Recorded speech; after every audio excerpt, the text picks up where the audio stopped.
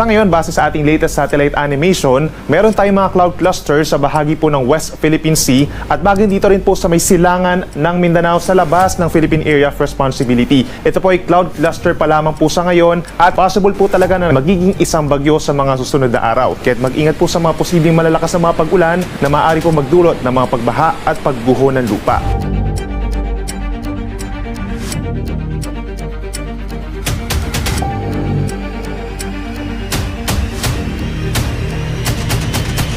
Manatiling may kaalaman at manatiling ligtas sa pamamagitan ng pagbisita sa aming YouTube channel para sa mga real-time na ulat panahon sa ating bansa. Laging tandaan, maging alerto at iba yung pag-iingat sa banta ng ulan, baha at pagguho ng lupa. Ngayon, oras na para marinig mula sa ekspertong meteorologist. Bibigyan tayo ng malalim na pagsusuri sa lagay ng panahon at ipapaliwanag ang anumang mahalagang kaganapan sa ating panahon ngayon o sa mga darating pang-araw. Within the next 24 hours, wala pa rin tayong inaasahang gale warning. Pero simula po sa Friday, possible na itong karagatan na sakop ng Pilipinas, itong West Philippine Sea. Posible magkaroon ng gale warning or pagtaas sa mga alon na hanggang 3.5 metro na siyang delikado sa ating mga kababayan po na nangingisda. Epekto po yan ng southwest monsoon. Habang dito sa may Eastern Visayas, asahan pa rin na bahagyang maulap hanggang maulap na kalangitan at merong pinakamaliliit na tsansa lamang ng mga pag-ulan. Meron man mga localized or mga isolated thunderstorms lamang.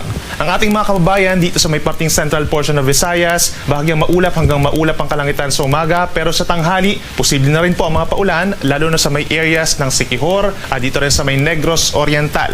Sa ating mga kababayan po sa Palawan, patuloy ang maulap na kalangitan dahil sa ITCZ na posible mag-transform nga into southwest monsoon or hanging habagat, so posible maapektuhan ng Palawan na mga pag-ulan light to moderate with at times heavy rains hanggang sa gabi po. Mag-ingat sa mga posibleng baha at pagguho ng lupa and make sure po na kung lalabas ang bahay pa rin ay magdala ng payong.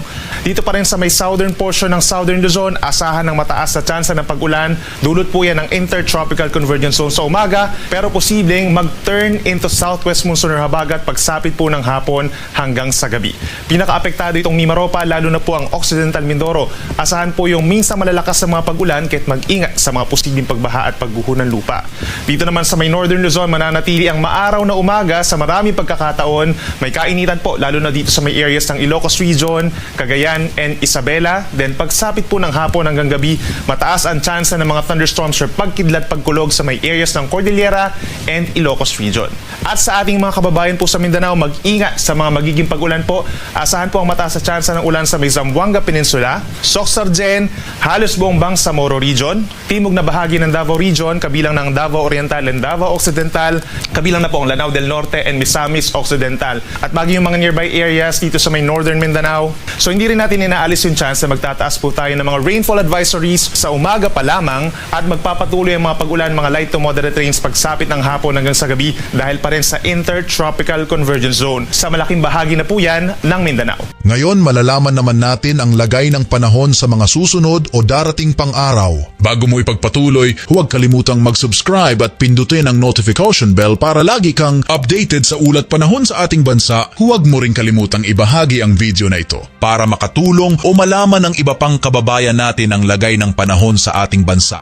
At simula po sa Friday hanggang sa Sunday, asahan pa rin ang epekto ng habagat or southwest monsoon sa malaking bahagi ng ating bansa at lalo na dun sa may western sections ng Southern Luzon, Visayas, and Mindanao. Habang sa may eastern side po ng Visayas and Mindanao, possible naman yung epekto ng trough ng isang weather disturbance. Worst case scenario po ay low pressure area. Pagsapit po yan ng Sabado at ng Linggo. Kahit mag-ingat sa mga posibleng baha at pagguho ng lupa at mataas din ang tsansa ng mga afternoon or evening thunderstorms sa may Zambales, Bataan, Cavite, and Batangas. Epekto rin po yan ng southwest monsoon. Yan muna ang ating weather update ngayon. Sana ay nakita ninyo ang broadcast na ito na nagbibigay kaalaman at kapaki-pakinabang. Maraming salamat sa DOST Pag-asa sa pagbabahagi ng kanilang mahalagang insight o ulat panahon. Samahan kami sa susunod para sa higit pang mga weather update sa ating bansa at manatiling nakatutok sa weather update ng bansa at huwag kalimutan i-share at mag-subscribe na rin. Mabuhay ang Pilipinas!